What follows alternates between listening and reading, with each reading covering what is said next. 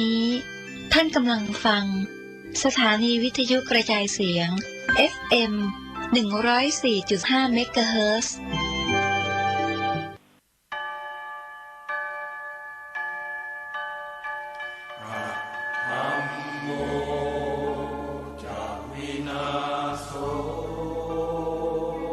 สวนป่าสามัคคีธรรมบ้านสามัคคีตำบลบ้านผืออำเภอจอมพระจังหวัดสุรินทร์ขอเชิญสาธุชนร่วมงานเปิดป่าฟังธรรมในวันที่ 14 และ 15 ธันวาคม พุทธศักราช 2567 กำหนดการ 14 ธันวาคม 9 นาฬิกาเริ่มลงทะเบียน 16 นาฬิกา 30 นาทีทุกภาคส่วนพร้อมในงาน 17 นาฬิกาพิธีเปิดงาน 18 นาฬิกาทำวัดสวดมนต์เย็น 19 นาฬิกาเริ่มการแสดงธรรมโดยพระเถระครูบาอาจารย์ตลอดทั้งคืน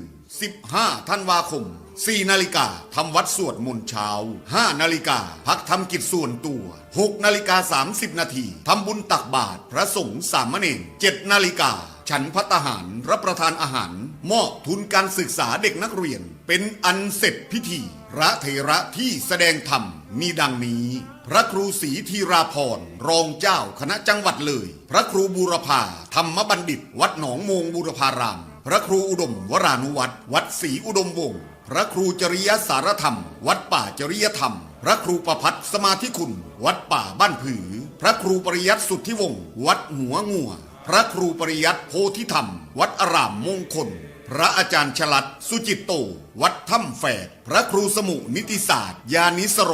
วัดบ้านคูนพระมหาบุญทันปัญญาวุฒโธวัดบุญนำมาเมตตาคำจุหมู่เฮาทั้งหลายทุกผู้ทุกคนเมื่อเปิดเครื่องวิทยุมาทางนี้ก็จะได้ยินเสียงทุกเช้าตั้งแต่6 โมง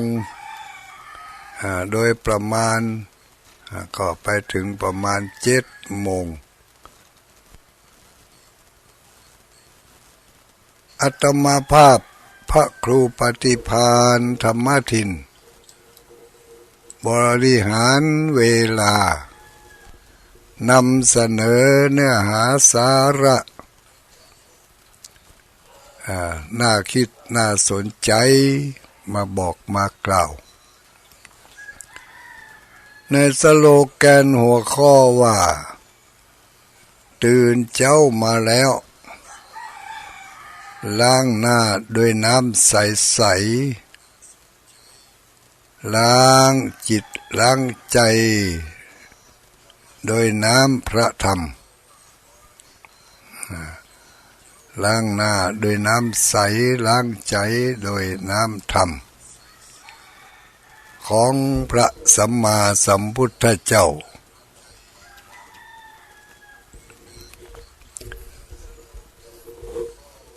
มีความจำเป็นอย่างไรหรือที่จะต้องล้างหน้าล้างใจเนี่ยล้างใจจำเป็นอย่างใดก็อย่างกับล้างหน้านั่นแหละตื่นเช้ามาหน้าตาไม่ค่อยสดชื่นมันบ่สดชื่นถ้าได้ล้างหน้าให้สักหน่อยด้วยน้ำใสๆน้ำสะอาดก็จะดูสดชื่นขึ้นมาแถมนักขนาดน้ำพระธรรมเป็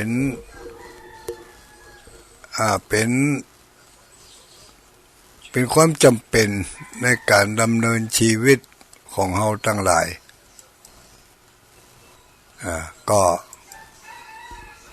เลือกเฟ้นสรรหา จะมีสิ่งใดที่สมควรที่จะเอาออกไปจากจิตจากใจไปจากความรู้สึกนึกคิด ที่มันจะมาบั่นทอนมาบั่นทอนความสุขของเราทั้งหลายทุกคนปรารถนาความสุขและปฏิเสธความทุกข์เหมือนกันหมดในบรรดาสิ่งที่มีชีวิตทั้งหลายตั้งแต่มนุษย์เดรัจฉานตลอดจนถึงพืชพันธุ์ทายาหารต้นไม้ต้นตอกเหล่านี้ปฏิเสธความทุกข์ความสูญเสียไม่ต้องการเนาะความอัดอั้นตันใจก็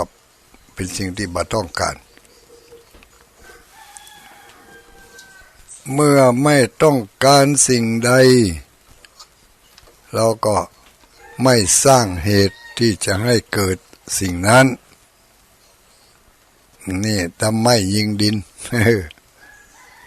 องค์สมเด็จพระสัมมาสัมพุทธเจ้า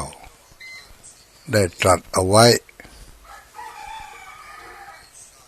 ให้เราทั้งหลายได้จื่อได้จำแล้วก็นำมาสำรวจตรวจตราดูวันนี้ก่อนที่จะออกไปนอกบ้านนอกจองไปพบปะคบค้าสมาคมสนทนาปราศัยทักทายกับผู้ใด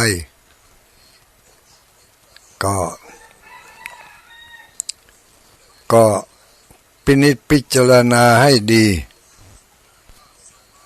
สร้างเกราะป้องกันอารมณ์บูดอารมณ์เน่าที่จะเป็นต้นเหตุให้เกิดความทุกข์ในมงคล38เพิ่งกระตึงว่าไว้เนาะ เป็นบทต้นบทแรกไปเลยบอกว่าอเสวนาจะพาลานังจะไปคบหาสมาคมใกล้ชิดกับผู้ที่เป็นคนพาลคนบดีทั้งหลายคนพาลคนบดีเป็นคนที่ถึงเปิ่นถึงเฮาแหละบ่ต้องการพยายามที่จะหลีกเลี่ยงหนีไกลห่างบ่ให้เข้าใกล้และก็พยายามที่จะบ่ให้สนิทสนมถึงจะมีความจำเป็นที่จะคบหาสมาคมโดย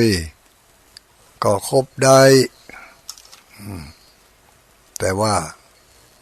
ต้องระมัดระวังถ้ามันเกิดความจำเป็นขึ้นมามันลบบ่ได้หลีกบ่ได้แล้ว เข้าไปอยู่ในกลุ่มในกลุ่มเดียวกันแล้ว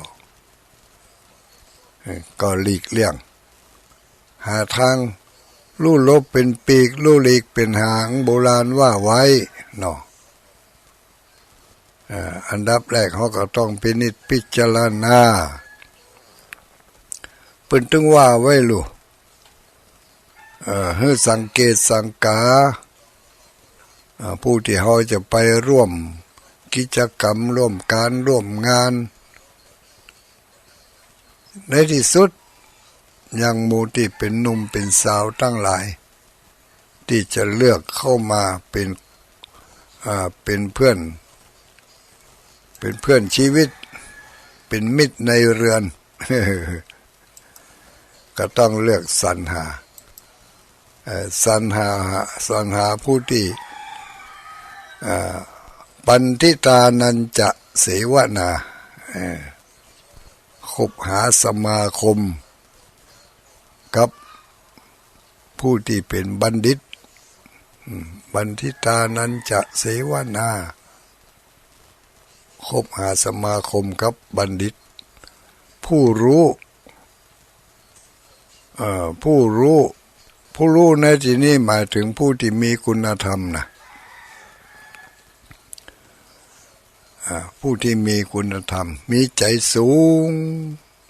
เนาะมีใจสูงเราไม่คบหา มาเข้าใกล้กับคนที่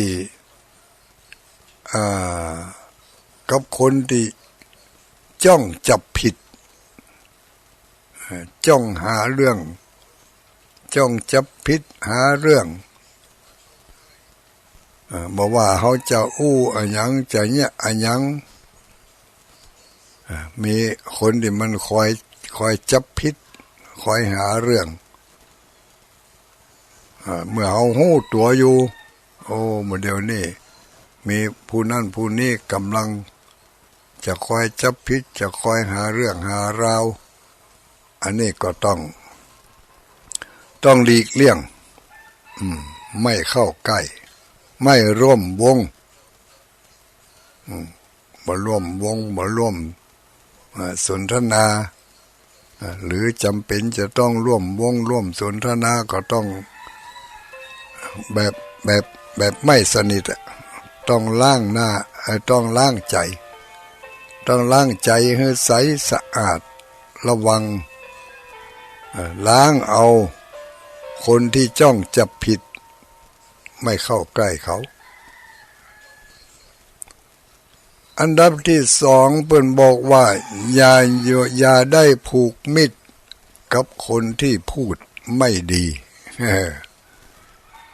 อันนี้ก็ต้องสร้างเกราะใจเอาไว้เนอะอย่าผูกมิตรอย่าคบหาสมาคมกับคนที่พูดไม่ดีคนที่บ่เป็นศีลบ่เป็นธรรมกรรมแต่ละกรรมก็ใส่ร้ายป้ายสีหมอนั่นยุหมอนี่นินทาเป็นอย่างนั้นอย่างนี้ตัวเองผิดเต็มตีไม่นินทาไปนินทาคนอื่นโน่ที่เขาทำบ่ถูกใจนะอย่าได้ผูกมิตรกับคนที่พูดไม่ดีต่อไปอเสวนาจะพาลานังอย่าคุกคลีกับคนขี้อิจฉาริษยาคนที่ขี้อิจฉาริษยาคนอื่นหันเปิ้นได้ดีทนอยู่ไม่ได้เนาะพยายามที่จะดิ้นรนกระซับกระส่ายมันบ่ม่วนคนที่ขี้อิจฉาเปิ้นนี่นะถ้าหันเปิ้นได้ดีนะมันถึงบ่ม่วนบอกว่าจะเปิ้นจะได้เงินได้ทองได้ทรัพย์สมบัติได้เกียรติได้ยศได้ชื่อได้เสียงได้กรรมยกย่องสรรเสริญโอ้คนประเภทนี้นี่มักจะอิจฉาเปิ้นอย่าคุกคีกับคนขี้อิจฉา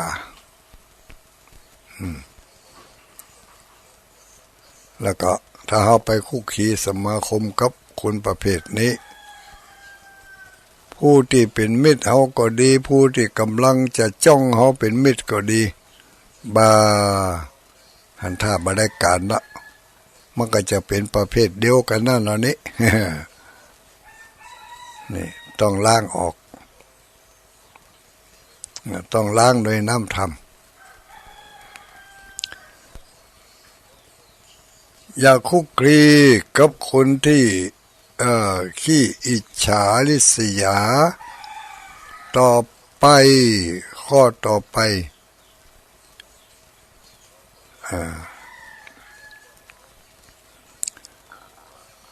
อย่าไปคบหาสมาคมกับผู้ที่แรงน้ำใจนี่อย่าไปใกล้อย่าไปเข้าหาอย่าไป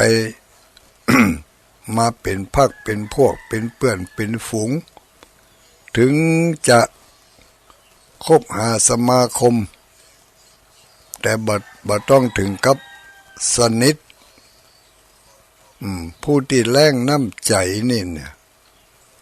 คนประเภทนี้นี่มันบ่ยอม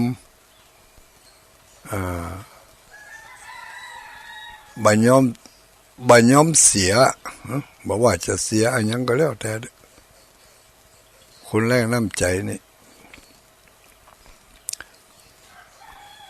บ่ยอมเสียบ่ยอมให้เฮาได้ดีเฮาจะเนี่ยอันยังจะทำในสิ่งที่ดีๆนี่คอยกีดกันหาทางป้องกัน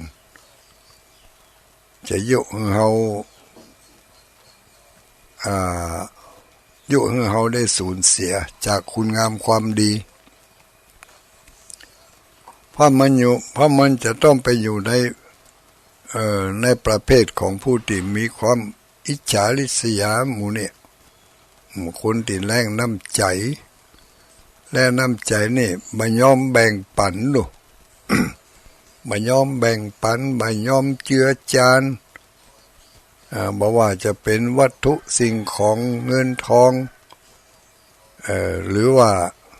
แม้กระทั่งกำอู้กำจ๋านี่จะบ่แบ่งปันในสิ่งที่ดีๆให้แก่เฮาจะมีอยู่บางโอกาสที่คนประเภทนี้จะแสดงออกมาในทางที่ดีก็คือเขามีสิ่งที่แอบแฝง มีสิ่งที่แอบแฝงบ่ว่าจะเป็นผลประโยชน์หรือสิ่งตอบแทนใดๆก็แล้วแต่แล้วก็มาทำแกล้งเป็นคนมีน้ำจิตน้ำใจเอื้อเฟื้อเผื่อแผ่เอานั่นมาเอานี่มาปั่นแต่เบื้องหลังของเขาคือเขามีความต้องการอย่างใดอย่างหนึ่งจากเขาเพิ่นบอกว่าประเภทนี้นี่เหมือนก็เป็นคนพาลเนาะคนพาลคนแรงน้ำใจนี่หาแต่เรื่องบ่มีความเอื้อเฟื้อเผื่อแผ่บ่มีจิตใจที่มีความเมตตากรุณา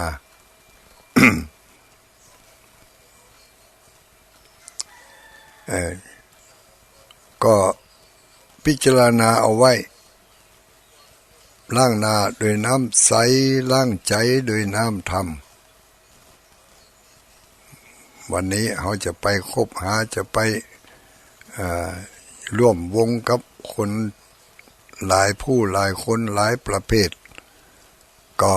พอให้ดีสังเกตสังกาคนที่ไม่มีความเอื้อเฟื้อไม่มีน้ำจิตน้ำใจหลีกได้ก็หลีกลบได้ก็ลบไปมันบ่เกิดประโยชน์มันจะเสียอย่างเดียวแล้วในที่สุดถ้าเฮาคบหาสมาคมกับคนประเภทนี้เหมือนเข้าเฮาก็จะเป็นอย่างเขาขาดความเอื้อเฟื้อเผื่อแผ่ขาดความแบ่งปันให้แก่ผู้ที่ควรให้อย่าอยู่ใกล้ชิดกับคนหันแก่ตัวคนหันแก่ตัวนี่คนประเภทนี้ชอบเอาเปรียบเปิ้นถ้าได้แล้วเอา ถ้าได้แล้วเนี่ยได้แล้วทำถ้าจะได้แล้วก็พูดถ้าจะเสียแล้วก็มายอมละนิดหน่อยก็ไม่ยอมแม้แต่คำพูดก็เหมือนกันคำอู้คำจาจะแสดงอะไรออกมาคนหันแก่ตัวนี่เป็นคนชอบเอาแรดเอาเปรียบชอบเอาแรดเอาเปรียบใส่ร้ายป้ายสีเนาะมีหั่นสารพัด ที่จะแสดงออกมาในลักษณะของความหันแก่ตัวหันแก่ได้ก็จำกันง่ายๆล้างหน้าโดยน้ำใสล้างใจโดยน้ำธรรม ในมงคลละสูตรเนี่ยที่เขาว่าอยากจะได้วัตถุมงคลอยากจะได้วัตถุมงคลกันปะไหนทุลุงมีของดีก็เอาของดีมาตัวก็ของดีมาตัวก็มีอยู่ในย่ามนี่เปลเลอะ มีอย่างปลล่ำปลเหลือโอ้สะปะสะเป็ดวัตถุมงคลฮือไปแล้วมันมาอยู่กับตัวได้เหมือนมันก็หายไปแต่มงคลของชีวิตนั่นฮือไปแล้วอยู่กับตนกับตัวอยู่กับเฮาไปตลอด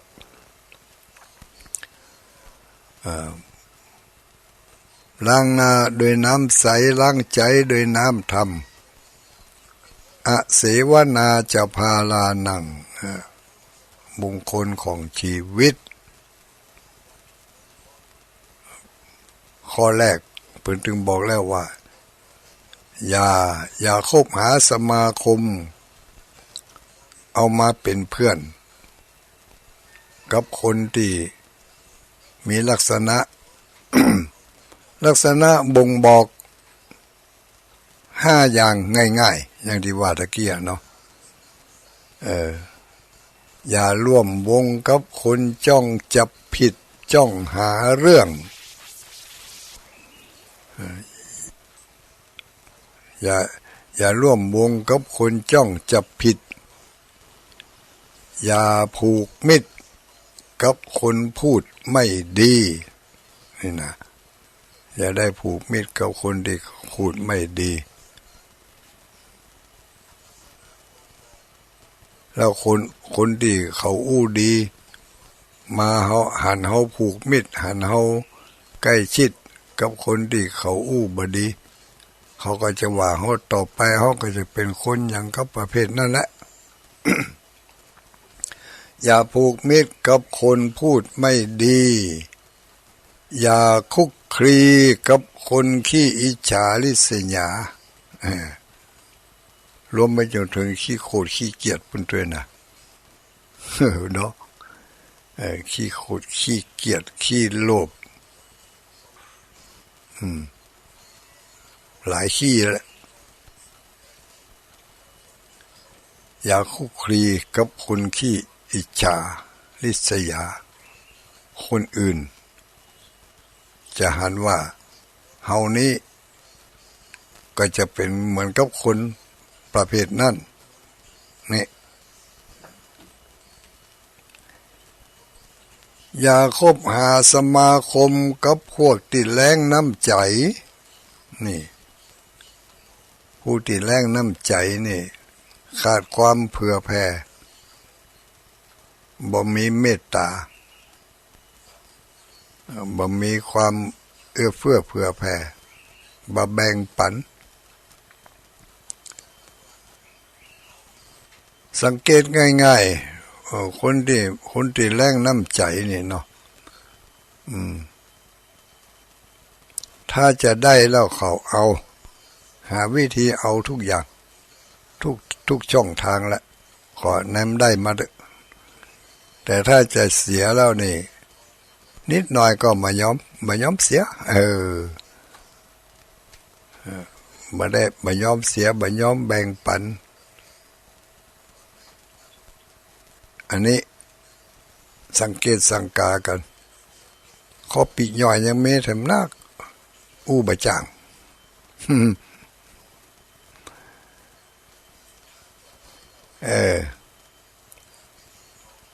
อย่าอยู่ใกล้ชิดกับคนหันแก่ตัว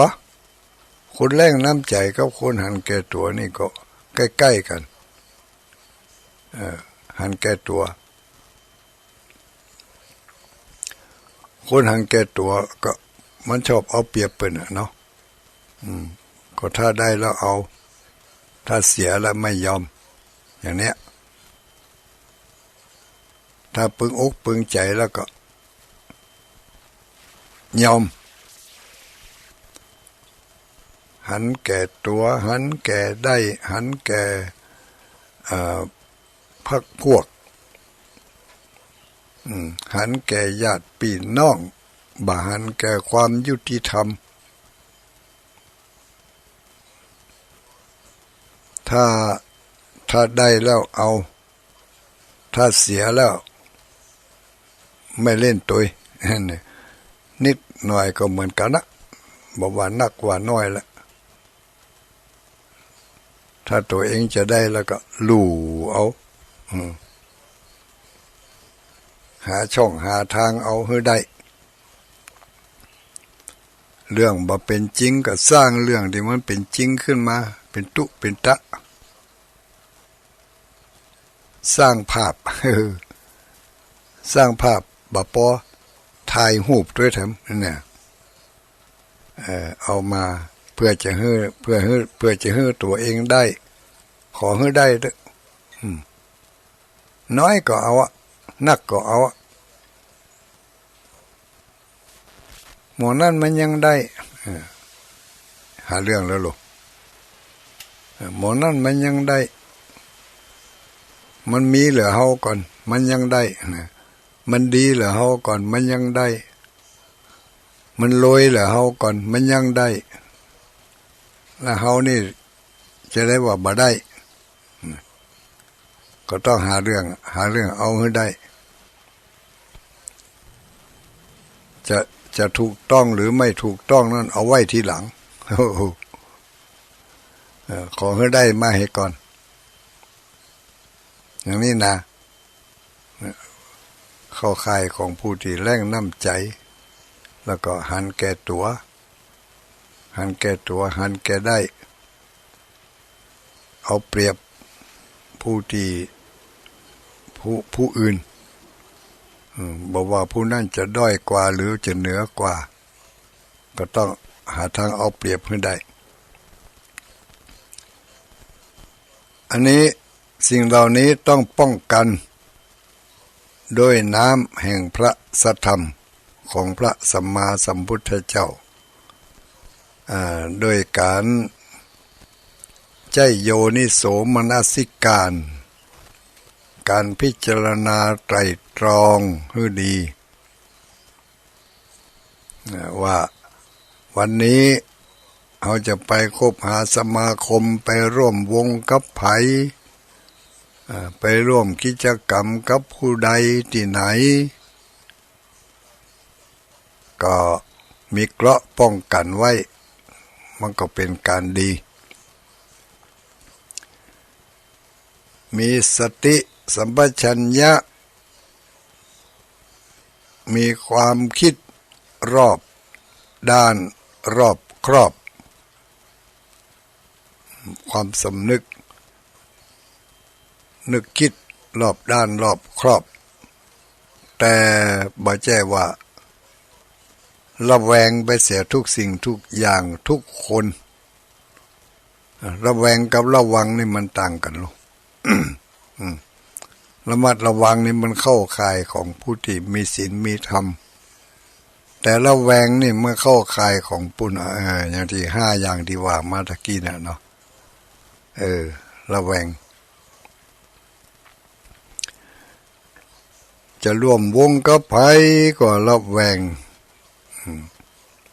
งกับผู้ที่เขาจะมาจับผิดเฮากาคอยใส่ร้ายป้ายสีเฮากาจะจักจุงเฮาไปในทางที่บ่ดีแล้วจะเนี่ยให้เฮาได้เสียประโยชน์กาเสียเปรียบกาเนาะ ระวังนี่คือการมีสติคอยไตร่ตรองพอสังเกตสังกาพอระมัดระวังเอาไว้บาดถึงก็ไปตัดสินใจแทนเขาแทนพฤติกรรมของเขา บางทีไปหันเขาทำไม่ถูกต้องก็ไปตำหนิติฉินนินทาเอาเปิ่นไปเล่าหน้าจากก่อนอย่างนี้มันก็ไม่ถูกต้องมันต้องไปเล่าเขาหันเปิ่นเนี่ยอย่างอันทำอย่างอันทางที่ดีก็เมื่อหันเขาแล้ว เอาเขานั่นแหละเป็นกระจกเอาการกระทำเอากรรมติอู้ของเขาเหล่านั้นมาเป็นกระจกส่องพอตัวเก่าเขาทำอย่างนั้นเราถูกใจไหมเราปึงใจไหมเนี่ยถ้าเขาบ่ถูกใจเขาบ่ปึงใจเอาความยุติธรรมเข้ามาเป็นเครื่องตัดสินเมื่อเขาทำอย่างนั้นพูดอย่างนั้นเขาบ่ปึงใจโอ้มันบ่ถูกต้องมันบ่ดีบ่งามบ่เป็นมงคลเมื่อเรารู้อย่างนี้เอาหันอย่างนี้เขาก็หลีกเลี่ยงด้วยตัวของเขาเองพฤติกรรมอย่างนี้เราจะไม่ทำเราจะไม่แสดงออกเก็บมันไว้ในใจฮั่นน่ะถึงมันจะมีก็คือมันมีอยู่ในใจฮั่น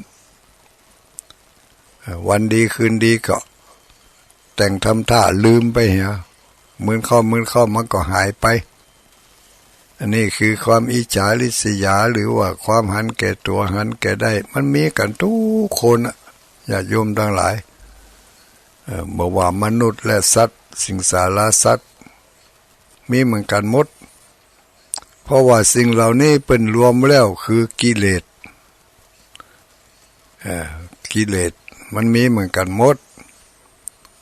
แต่ว่าไผจะแสดงออกไผจะรักษามันไว้เท่านั้นเองถ้าบ่ให้มันแสดงออกก็ต้องล้างโดยน้ำพระสัทธรรมแห่งพระสัมมาสัมพุทธเจ้าล้างจิตล้างใจล้างความโลภล้างความโกรธล้างความหลงล้างความอิจฉาริษยาล้างความหันแก่ตัวหันแก่ได้เมื่อล้างสิ่งเหล่านี้ออกไปแล้ว ก็เอาสิ่งที่ตรงกันข้ามในฝ่ายที่เป็นในทางที่ดีเข้ามา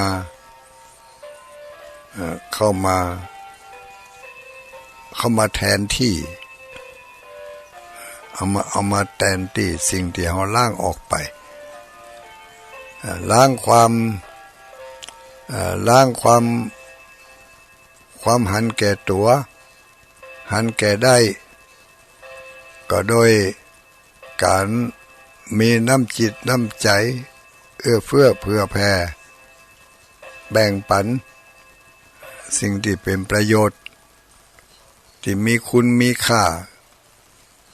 แก่เฮาเพื่อให้คนอื่นได้รับได้มีเหมือนกับเฮามีเป็นการแบ่งปันความสุขให้แก่กันและกันว่าคนผู้นั้นจะเป็นญาติสนิทมิตรสหายหรือจะเป็นคนอื่นผู้ที่มีจิตใจอันกว้างขวางก็ย่อมจะเผื่อแผ่เจือจานไปโดยที่หาประมาณไม่ได้จำกัดว่าเขาผู้นั้นจะเป็นญาติจะเป็นเพื่อนเป็นคนสนิทหรือเป็นมิตรเป็นศัตรูก็โดยอาศัยกันพินิจพิจารณาให้รอบครอบไม่หลงอยู่ในความอยากได้อยากมีอยากดีอยากเด่นถ้าเราตกเข้าไปในห่วงอันนี้แล้วความตกอยู่ในห่วงของความอยากทั้งหลายนี่นะมันจะพาให้เราหลงลู่หลงทางเมื่อผู้ที่หลงแล้วนี่มันมองหาทางออกบ่ใครได้ในที่สุดแทนที่จะได้ ก็กลับเสียโดยรู้เท่าไม่ถึงการเพราะหลงผิดไปแล้วมัวเมาถอนตัวบ่ขึ้น ที่ถอนตัวบ่ขึ้นนั่นคือบ่ยอมถอนลองแต่งถอนพอสักเล็กสักน้อยเหมือนเข้ามันก็จะถอนได้นักขึ้นถอนออกจากโลภะถอนออกจากโทสะถอนออกจากถอนออกจากผู้ที่เป็นอัปมงคลผู้ที่เป็นพาลผู้ที่คอยหาเรื่องอย่างนี้ถอนออกจากสิ่งเหล่านี้ถอนออกจากคนประเภทนี้เสียได้มงคลชีวิตก็จะเกิดขึ้นแก่เฮาคุณงามความดีต่างๆก็เกิดขึ้นเพราะจิตใจมันคิดดีมันคิดดีบ่อยเข้าก็เหมือนกับเฮา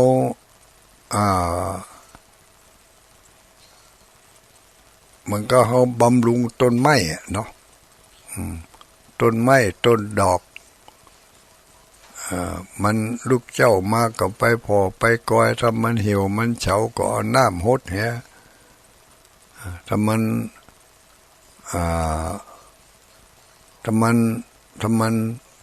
เหี่ยวถ้ามันอะไรอย่างมันบ่สมบูรณ์แหละเนาะดูมันบ่ดีบ่งามก็ใส่ปุ๋ยใส่ยาเข้าไปใส่ดินใส่หยังเข้าไปก็ให้มันดูดีดูงามขึ้นเติม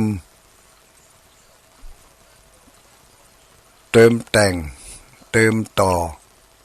เพิ่มเติมในสิ่งที่มันขาดต้นไม้ต้นดอกต้นอันอย่างสะปะต้นที่มันเป็นพืชถ้าน้ำมันขาดไปมันก็จะเหี่ยวจะเฉาใจของเฮา พฤติกรรมของเฮาก็เหมือนเดียวกันต้นชีวิตถ้ามันเหี่ยวมันเฉามันถูกแมลงเข้ามาซ่อนไสคุกคีคอยที่จะกัด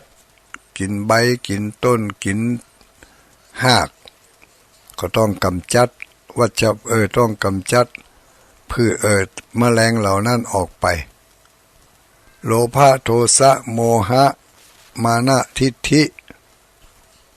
เหล่านี้คอยกลัดกร่อนจิตใจของเฮาให้เหี่ยวเฉาเหี่ยวแห้ง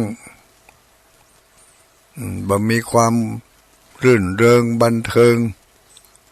เปิ่นสนุกสนานกันในทางที่ดีเปิ่นชอบกันกินกันทานไปหันเปิ่นทำบุญสุนทานไปหันเปิ่นรักษาศีลไปหันเปิ่นปฏิบัติธรรมเจริญเมตตาภาวนาบ่ทุกข์อกบ่ทุกข์ใจบ่ทุกข์ตาเหงาเขาหมู่นี่แต่งเอานี่มันก็ต้องแต่งเอาเหมือนกันโมดเมื่อที่แรกก็ทำท่าแต่งเอาแต่งเหมือนเข้าจนกลายเป็นนิสัยกลายเป็นความเคยชินต่อไปก็เป็นอุปนิสัยติดอยู่ในสันดานติดอยู่ในพฤติกรรมก็เป็นไปในทางที่ดีแหละเขาแต่งเนี่ยในทางที่ดีลูกวันพระวันศีลเปิ่นไปวัดไปว่ากันเขาก็แต่งไปพอหรอกเปิ่นเนี่ยจะได้เปิ่นแส่ขันเขาตอกดอกไม้เขาก็แต่งเนี่ยแต่งทำพอเปิ่นไปต้านขันเข้าขันน้ำเขาก็แต่งเนี่ยพอหรอกแต่งทำพอรู้ บ่เคยเนี่ยบ่เคยทำก็แต่งเนี่ยแต่งทำพอ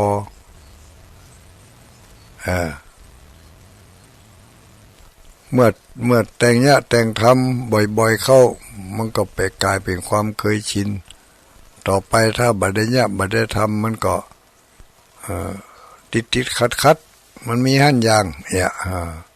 มันบ่ม่วนนะมันมีหั่นอย่างโอ้แม่อุ้ยถ้าบ่ได้ใส่บาตรวันใดมันถึงบ่ม่วนมันตังงิดหั่นอย่างนะเนี่ยถ้าบ่ได้ใส่บาตรหาได้บริจาคหาได้กระจัดความตนีทีเหนียวความหันแก่ตัวหันแก่ได้ออกไปวันเล็กวันน้อยวันเล็กวันน้อยหลายๆน้อยเข้ามันก็เป็นนักขึ้นมาในที่สุดก็จะเป็นคนที่มีความชุ่มฉ่ำมีความเอิบอิ่มทั้งใบหน้าและจิตใจเพราะเขาได้ปลูกฝังคุณธรรมที่มันมีสาระมีประโยชน์ไว้ในตัวในใจของเขาไปแต่เล็กแต่น้อยแต่เล็กแต่น้อยผู้ที่ปืนเนี่ยอยู่แล้วมีอยู่แล้วพยายามประคับประคองบ่ให้มันตกหล่นเสียหายไปอย่างที่ ในหลักธรรมที่เพิ่นบอกว่า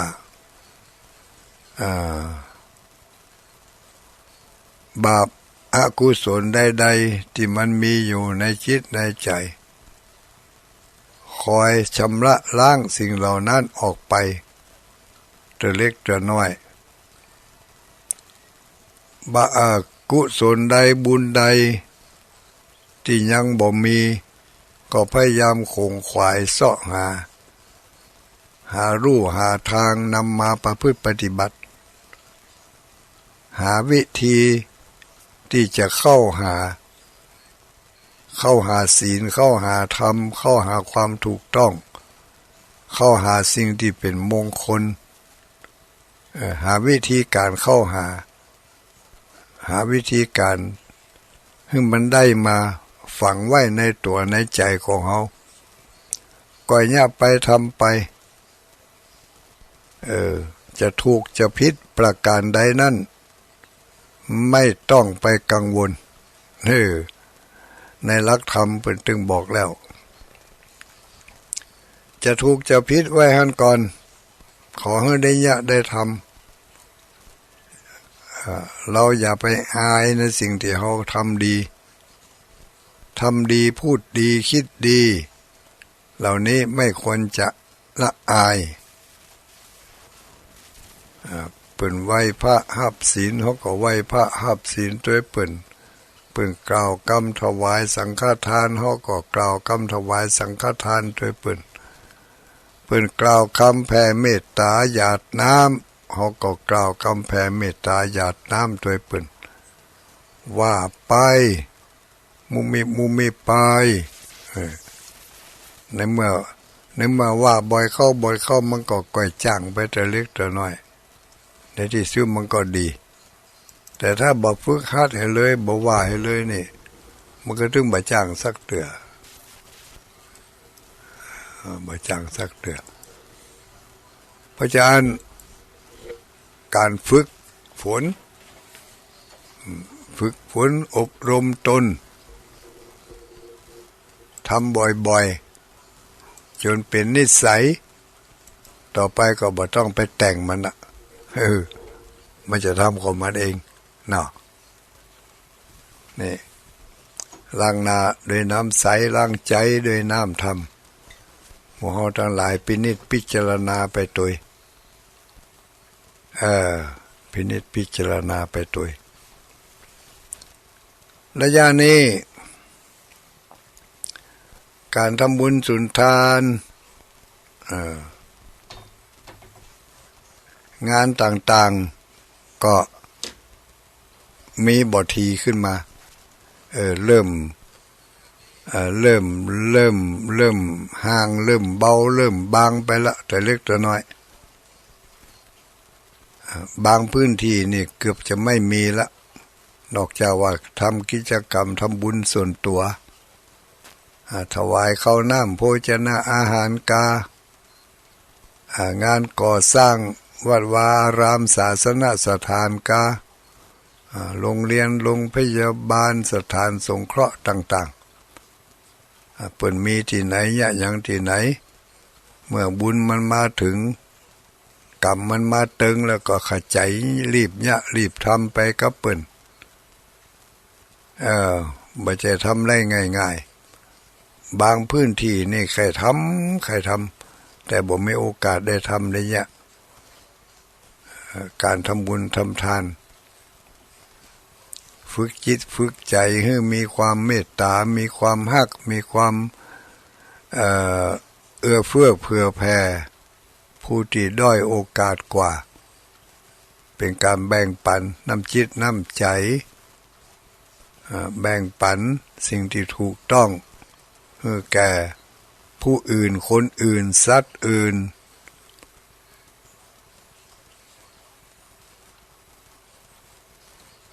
ทำไปจนเป็นนิสัย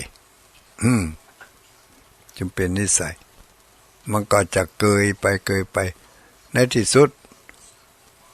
สิ่งเหล่านี้การกระทำเหล่านั้นก็จะตกไปอยู่กับลูกกับหลานความภาคภูมิใจอย่างต่างๆเฮารับตาละโลกไปเขาก็จะขึ้นตึงหา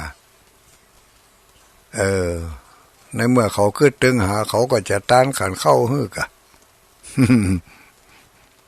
เมื่อเขาบักขึ้นตึงหานี่มันก็บัต้านขันเข้าฮึแหละเขาจะไปบังคับเขาบ่ได้นอกจากว่าเขาจะปลูกฝังทำเป็นตัวอย่างแล้วก็จักชวนเขาไปทำตัวให้มันเกิดจากจิตจากใจของเขาเขาเป็นผู้เฒ่าผู้แก่ผู้สูงวัยสวสิ่งใดดีสิ่งใดควรจะฝากฝังไว้กับลูกกับหลานกับสังคมเขาก็ทำสิ่งนั้นพยายามลบหลีกเลี่ยงสิ่งที่มันบ่เป็นประโยชน์กับตัวเองกับลูกหลานกับสังคมโดยทั่วไปลบได้ก็ลบหลีกได้ก็หลีกปฏิเสธได้ก็ไม่เอาไปเลยเนี่ยก็จะสบายอกสบายใจได้ทำในทางที่ดี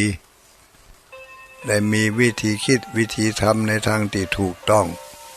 ฝากฝังไว้กับสังคมก็จะอยู่อย่างสบายอยู่อย่างผู้ที่ได้ล้างหน้าล้างตาแล้วจะไปโชว์ในสังคมได้ก็บ่น่ารังเกียจบ่มีความระแวงบ่มีความหวาดกลัวแกล้วกล้าอาจหาญในที่ทั้งปวงด้วยการมั่นใจว่าหน้าตาของเฮาสะอาดแน่นอน ไม่มีขี้ตาแน่นอนไปเข้าไปในสังคมได้ก็ได้สบายในใจของเฮาไม่มีขี้ทั้งหลายที่มันจะแมนมาให้คนอื่นได้หันขี้มันหยังขี้คอยที่จะจ้องจับผิดคนอื่นขี้เป็นคนชอบพูดไม่ดีเป็นคนพูดไม่ดีนี่ในหลักของศีลมี4ประการเนาะท่านทั้งหลายก็คงจะฟังกันมาแล้วที่เรียกว่าวจีกรรม4นะวจีกรรม4มโนกรรม3เนี่ยเขาก็จะเป็นผู้ที่มั่นใจ เพราะสิ่งเหล่านี้บ่มีในตัวเขาเป็นคนบ่ขี้อิจฉาริษยาคนอื่นใครจะได้ดิบได้ดีอย่างใดก็อนุโมทนากับเพิ่นยินดีออกมาจากจิตจากใจ บ่ใช่ว่าแกล้งเนี่ยในขณะนั้นให้มันพ้นไปแล้วก็ล้างสิ่งที่ทำให้เราเป็นคนมีน้ำใจแห้งแล้งบ่เพื่อแผ่บ่เจือจานเอาออกไปล้างออกไปล้างความแห้งแล้งของจิตใจออกไปเพิ่มพูนความมีน้ำใจชุ่มช่ำด้วยคุณธรรมชุ่มช่ำด้วยความเอื้อเฟื้อเผื่อแผ่หันแก่ประโยชน์ตัวเองและหันแก่ประโยชน์คนอื่นแล้วก็ฝึกฝนฝึกตนฝึกใจทำไปเนี่ยไปก็จะได้ชื่อว่าเราได้ล้างสิ่งที่มันบ่ดีออกไปความหันแก่ตัวหันแก่ได้ฝ่ายเดียวอันนี้ก็ล้างออกล้างออกโดยน้ำแห่งพระธรรมก็คือเมตตากรุณามุทิตาอุเบกขาเปิ้นว่าทำสี่ข้อนี้เป็นที่อยู่ของผู้รักผู้ใหญ่เป็นเครื่องอยู่ของผู้ใหญ่ผู้ที่จะเป็นใหญ่เป็นโตต้องมีคุณธรรมสี่ประการถ้าบ่อ่านแล้วก็ใหญ่จอมปลอมใหญ่บ่แต้ใหญ่บ่แต้ใหญ่ขี้จุมีความฮักมีความเอ็นดูสงสารคิดจะช่วยเขาให้พ้นจากความทุกข์คอยสนับสนุนในเมื่อเขาทำดีได้ดี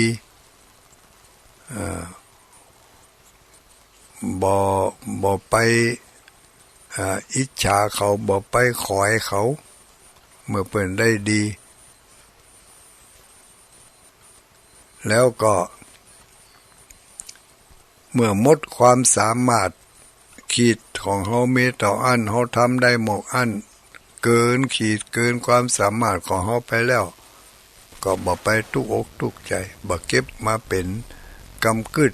จนทำให้เกิดความทุกข์ก็ปล่อยก็วาง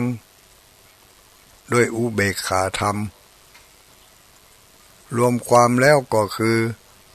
ล้างนาด้วยน้ำใสล้างใจด้วยน้ำธรรมก่อนที่จะไปใช้ชีวิตประจำวันจะไปร่วม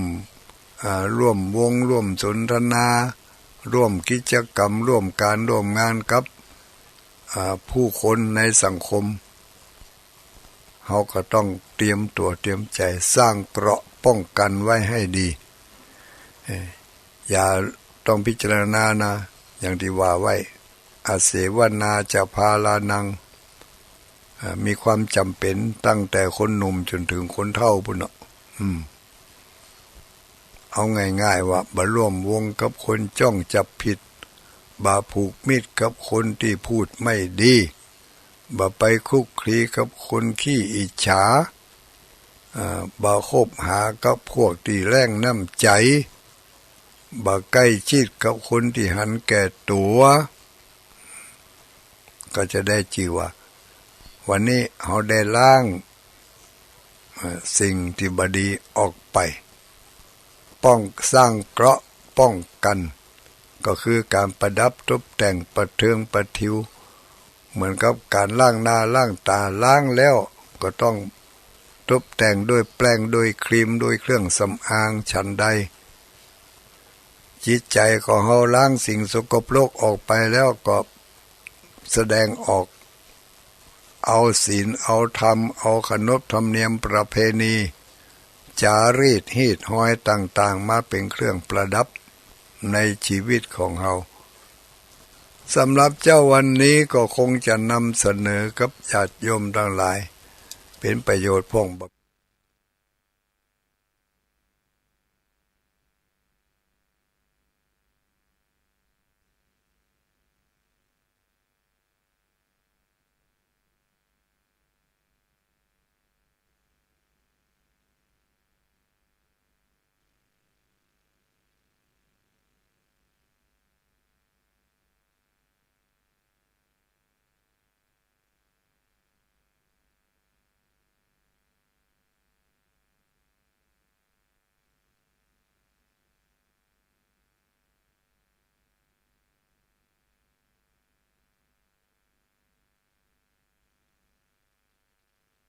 กลัวเปิ้นบ่โทรมา กลัวบ่มีไผโทรมาแล้วก็จะน้อยอกน้อยใจก็โอ้เฮาอู้นั่งอู้คนเดียวผมไม่ไผฟังกันแล้วเนี่ยวันนี้ลาไปก่อนจัตตารโอธรรมาวัฏันติอายุวันโนสุขังปะลัง